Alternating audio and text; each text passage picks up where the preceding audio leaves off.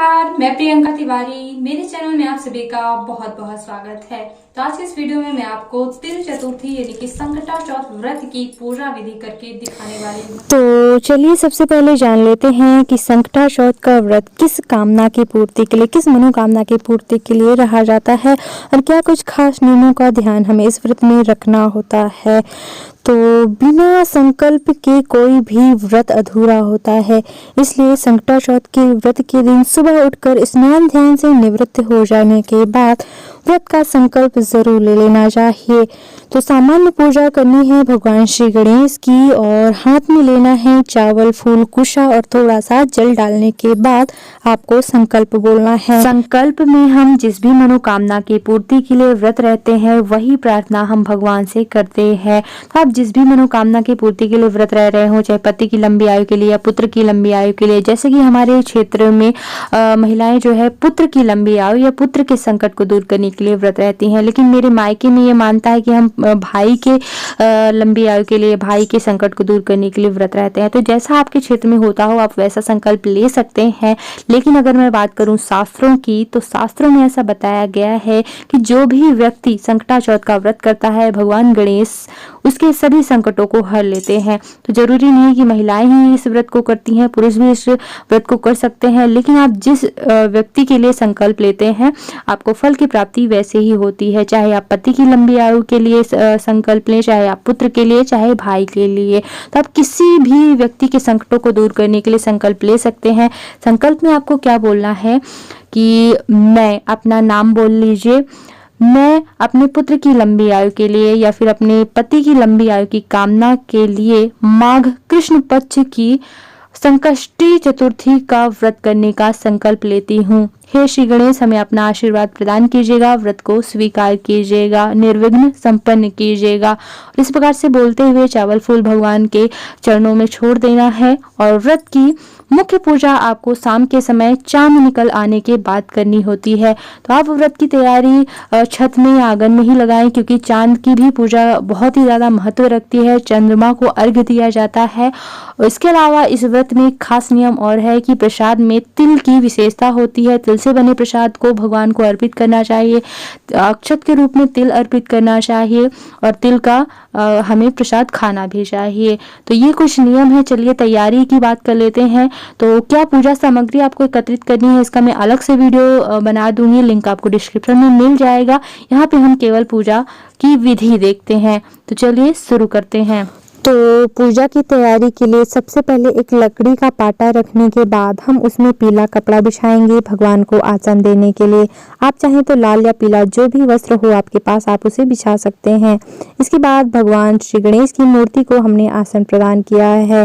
भगवान श्री गणेश के बाद हम गौरी माता का निर्माण करेंगे, क्योंकि हर एक पूजा में भगवान श्री गणेश के साथ माता गौरी की भी पूजा अनिवार्य होती है। इसलिए हम यहाँ पर हल्दी से गौरी माता का निर्माण कर रहे हैं। आप चाहें तो चावल के आटे से, गोबर, मिट्टी या फिर हल्दी से ही गौरी माता का निर्माण कर सकते हैं। तो यहाँ पर हमारी गौरी माता बन चुकी है। इन्हें हम छोटी सी कटोरी में आसन प्रदान कर देंगे। गौरी माता के साथ अगर आपके पास शिव जी की कोई प्रतिमा हो, शिवलिंग हो, तो आप उन्हें भी आसन प्रदान कर सकते हैं। वैसे इस व्रत में मुख्य गौरी और गणेश हैं, और लेकिन शिव जी हों आपके पास तो आप उन्हें भी रख सकते हैं। शिव परिवार की पूजा हर व्रत में करनी चाहिए। लेकिन चंद्रदेव और श्री गणेश इस व्रत में अनिवार्य रूप से पूजे जाते हैं। तो या तो आप चावल से आधा चंद्रमा बनाएं, या फिर जिस प्रकार से हमारे पास चांदी के चंद्रदेव हैं तो उन्हें हमने आसन प्रदान कर दिया है।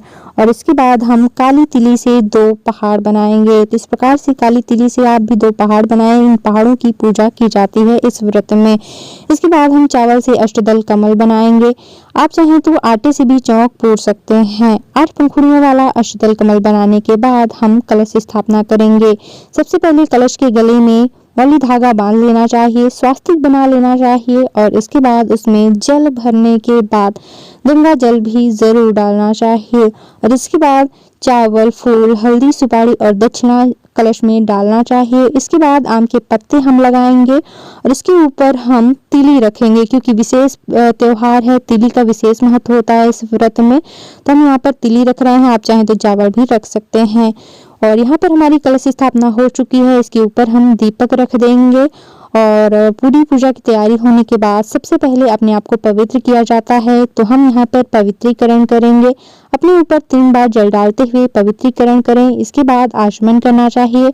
उल्टे हाथ की मदद से सीधे हाथ में जल डालते हुए ओम केशवाय नमः, ओम माधवाय नमः, ओम नारायणाय नमः और चौथी बार ओम ऋषिकेशाय नमः बोलते हुए हाथ धो लेना चाहिए। आचमन करने के बाद दीपक प्रज्वलित करना चाहिए और दीपक प्रज्वलित करने के साथ ही हाथ में चावल, फूल या फिर तिली लेकर सबसे पहले भगवान का ध्यान करेंगे। वैसे तो आवाहन किया जाता है सभी देवी देवताओं का, लेकिन हमारे श्री गणेश की मूर्ति स्थापित है, इसलिए हम यहाँ पर उनका ध्यान करेंगे। तो हमने यहाँ पर दूर्वा और काली तिली ली है भगवान श्री गणेश के ध्यान के लिए। हाथ जोड़कर प्रार्थना करेंगे कि हे श्री गणेश, तिल चौथ व्रत की ये विशेष पूजा विधि स्वीकार कीजिएगा, आशीर्वाद प्रदान कीजिएगा। ओम गंगणपते नमो नमः बोलते हुए दूर्वा और तिल भगवान के पास छोड़ दीजिए। अगर आपकी मूर्ति भी स्थापित है तो आप इसी प्रकार से उनका ध्यान कर सकते हैं, लेकिन अगर स्थापित नहीं है, आवाहन करना है तो आगे सुनिए। जैसे हम गौरी माता का आवाहन कर रहे हैं।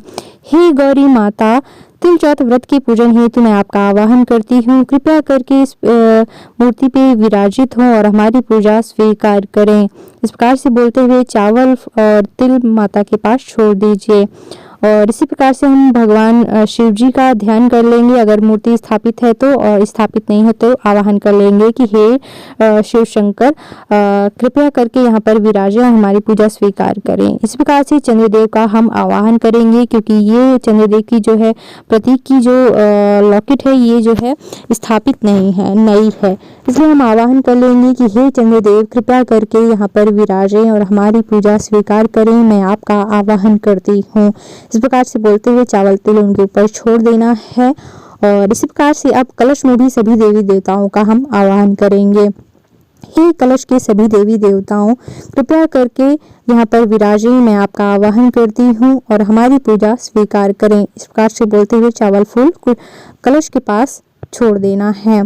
सभी देवी देवताओं का आवाहन हो गया और अब हम पूजा शुरू करेंगे। तो षोडशोपचार पूजा विधि में सबसे पहले भगवान के चरण धोए जाते हैं। तो आप चरण धोने की भावना करके उन्हें जल अर्पित कर सकते हैं। तो सबसे पहले भगवान श्री गणेश से पूजा प्रारंभ करेंगे। सबसे पहले उनके चरण धोने की भावना करेंगे, इसके बाद उन्हें आचमन की भावना करेंगे, जल अर्पित करेंगे और इसके बाद उन्हें हम स्नान कराएंगे। तो यहाँ पर हम भगवान श्री गणेश को जल से स्नान करा रहे हैं और ओम गंगणपते नमो नमः, ओम गंगणपते नमो नमः इस प्रकार से बोलते हुए उन्हें स्नान कराइए। ओम गौरी देव्यै नमः, ओम गौरी देव्यै नमः, स्नानं जलं समर्पयामि। ओम शिवाय नमः, स्नानं जलं समर्पयामि। ओम चंद्रमसे नमः। इस प्रकार से गौरी माता को, चंद्रदेव को, सभी को कुशा की मदद से भी आप स्नान करा सकते हैं, क्योंकि गौरी माता की मूर्ति जो है हमने हल्दी से बनाई है, तो इसलिए थोड़ा सा ध्यान रखें। कलश में भी हम जल अर्पित करेंगे और इसके बाद आप पंचामृत बना लीजिए। तो पंचामृत से भगवान को स्नान कराइए, या फिर पंचामृत नहीं तो फिर दूध दही जो भी आपके पास उपलब्ध हो। तो भगवान श्री गणेश को पंचामृत से स्नान कराना चाहिए। माता गौरी को, भगवान भोलेनाथ को और चंद्रदेव को तो विशेष रूप से दूध से स्नान कराना चाहिए। उन्हें अर्घ्य भी प्रदान किया जाता है। हम प्रत्यक्ष रूप से भी अर्घ्य प्रदान करेंगे, लेकिन यहाँ पर भी पूजा षोडशोपचार विधि से कर लेनी चाहिए। सभी देवी देवताओं को पुनः जल से अभिषेक जरूर कराना चाहिए पंचामृत के बाद भी। तो यहाँ पर हमने सभी देवी देवताओं को जल से भी अभिषेक करा दिया है और इसके बाद हम उन्हें अच्छी तरह से जल से निकालकर पोंछेंगे। सबसे पहले एक साफ कपड़ा ले लीजिए, सभी देवी देवताओं को यानी कि गणेश जी को अच्छी तरह से पोंछ देंगे। क्योंकि घर के मंदिर में भगवान की जल प्रतिष्ठा होती है, इसलिए आप उन्हें स्नान और पोंछनी वगैरह के लिए उठा सकते हैं, लेकिन हमने गौरी माता को नहीं उठाया है क्योंकि हमने उनका आवाहन किया था। स्नान के बाद हम भगवान श्री गणेश को जनेऊ अर्पित करेंगे, यज्ञोपवीत अर्पित करेंगे। और अगर आपके पास जनेऊ ना हो तो आप, जैसा कि कच्चा सूत मैंने हाथ में लिया हुआ है, उसी की आप कच्चे सूत की 6 फेरी लगाकर जनेऊ की भावना करके अर्पित कर सकते हैं। अगर आप जनेऊ अर्पित कर रहे हैं तो पूजा के बाद या तो आप अपने भाई, पति वगैरह को दे सकते हैं, वैसे तो इसे पंडित जी को दान करना चाहिए, लेकिन जैसा संभव हो वैसा आप कर सकते हैं। और इसके बाद चंद्रदेव को भी जो है जनेऊ अर्पित करना चाहिए। कलश में भी सभी देवी देवता होते हैं, उसमें भी जो है जनेऊ अर्पित करना चाहिए। यज्ञोपवीत के बाद वस्त्र अर्पित करना चाहिए। इसलिए हमने गौरी माता को लाल मौली धागा, भगवान श्री गणेश को पीला मौली धागा, भगवान शिव शंकर को सफेद कच्चा सूत और चंद्रदेव को साथ ही साथ कलश में भी हमने कच्चा सूत वस्त्र की भावना करके अर्पित किया है। आप चाहें तो वस्त्र भी अर्पित कर सकते हैं। इसके बाद हम चंदन लगाएंगे, सबसे पहले भगवान श्री गणेश को और इसके बाद सभी देवी देवताओं को चंदन लगाएंगे। पहाड़ों का भी पूजन करते चलना है।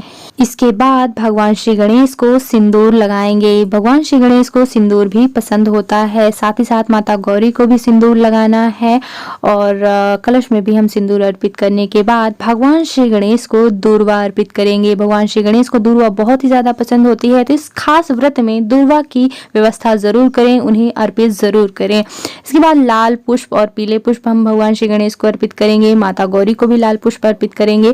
भगवान भोलेनाथ, चंद्रदेव और कलश में भी पुष्प अर्पित करेंगे और माता गौरी को हम श्रृंगार की सामग्री अर्पित करेंगे। तो अपनी सामर्थ्य के अनुसार गौरी माता को श्रृंगार अर्पित जरूर करें और इसके बाद हम अक्षत स्वरूप काली तिल अर्पित करेंगे। सबसे पहले भगवान श्री गणेश को, माता गौरी को, भगवान भोलेनाथ, चंद्रदेव, पहाड़ों पर और कलश में अक्षत अर्पित करने के बाद हम तिथि को भी अर्घ अर्पित करेंगे।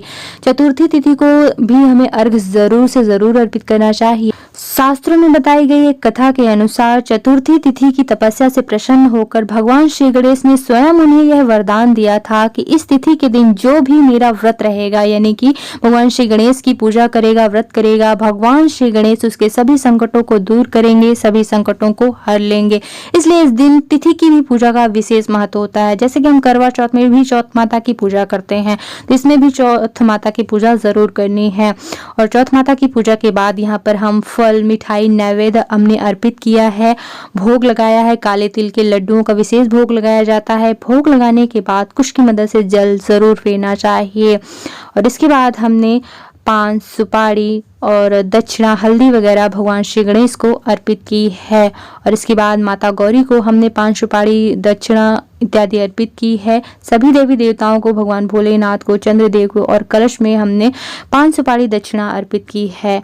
और इसके बाद हम नारियल भी भगवान को अर्पित करेंगे। ये सभी चीजें अर्पित करने के बाद हमें धूप दीप करना चाहिए। या तो आप धूप बत्ती जला सकते हैं या फिर प्रत्यक्ष दीपक जलाकर भी आप दीप कर सकते हैं। धूप दीप करने के बाद हाथ में चावल या काली तिल लेकर आपको तिल चौथ की कथा पढ़नी या सुननी चाहिए। तो इस कथा का वीडियो भी मेरे चैनल पे आपको मिल जाएगा, तो आप स्क्रीन पे पूजा का वीडियो देख पाएंगे, साथ ही साथ कथा भी आप सुन पाएंगे। तो आप मेरे चैनल पे चेक कर लीजिएगा, लिंक आपको डिस्क्रिप्शन में उस वीडियो की मिल जाएगी या फिर इसी वीडियो के लास्ट में भी लिंक मिल जाएगी। तो हम हवन की तैयारी कर लेंगे। अग्नि प्रज्वलित करने के बाद अग्निदेव की जल घुमाते हुए इस प्रकार से पहले पूजा करनी है। हल्दी लगाना है, चंदन हल्दी लगाते हुए अक्षत इत्यादि अर्पित करने के बाद हमें हवन करना चाहिए। तो हवन सामग्री में आपको तिल के साथ घी भी जरूर मिला लेना चाहिए और इसके बाद आपको आहुतियां देनी चाहिए। सबसे पहले ओम आग्नेय नमः स्वाहा, ओम श्री गणेशाय स्वाहा, ओम गौरी देव्यै स्वाहा, ओम शिवाय स्वाहा, ओम चंद्रमसे स्वाहा, इस प्रकार से बोलते हुए हवन संपूर्ण कीजिए और पुनः जल घुमाते हुए आपका हवन संपूर्ण होता है। हवन करने के बाद आरती थाल की भी इसी प्रकार से जल घुमाते हुए अक्षत चंदन से, पुष्प इत्यादि से पूजन कीजिए। चावल जरूर रख लीजिएगा आरती थाल दीपक के नीचे और विधिवत रूप से आप आरती गाइए। आरती करने के बाद अपने स्थान पर गोल गोल घूमते हुए प्रदक्षिणा कीजिए और क्षमा याचना कीजिए कि पूजा पाठ में जो भी गलतियां हो गई हों भगवान उन्हें क्षमा करें। लास्ट विधि है कि जिस आसन पे आप बैठे होते हैं उस आसन के नीचे इस प्रकार से जल डालने के बाद आसन के नीचे का जल माथे पे जरूर लगा लें। ऐसा करने से आपको पूजा का पूरा फल मिलता है। यहाँ पे पूरी पूजा विधि हो जाने के बाद आपको चंद्रदेव को भी अर्घ जरूर देना चाहिए। तो एक लोटे में पानी, दूध और अक्षत चंदन वगैरह मिला लें और चंद्रदेव को प्रत्यक्ष रूप से अर्घ जरूर प्रदान करें। अर्घ देने के पहले गौरी माता से श्रृंगार लेने के बाद आप उन्हें विदा कर सकते हैं। कलश और गौरी माता के आसन को पीछे खिसकाकर उन्हें विदा कर दीजिए और इस तरह से आपकी पूजा विधि पूरी होती है। उम्मीद करते हैं वीडियो आपको पसंद आया होगा। प्लीज हमारे चैनल पे एक बार जरूर आए। मैंने हर पूजा से संबंधित, चाहे वो पूर्णमासी, प्रदोष, आने वाले सभी त्योहारों से संबंधित पूजा करके वीडियो उपलब्ध कराए हैं। तो एक बार चैनल पे जरूर आए और अगर अभी तक आपने हमारा चैनल सब्सक्राइब नहीं किया है तो प्लीज इसे सब्सक्राइब करने के साथ साथ बेल आइकन पर प्रेस जरूर कर लें। बेल आइकन पर प्रेस करने से मेरे आने वाले वीडियोज के नोटिफिकेशन आपके पास पहुंचते रहेंगे। वीडियो देखने के लिए बहुत बहुत धन्यवाद।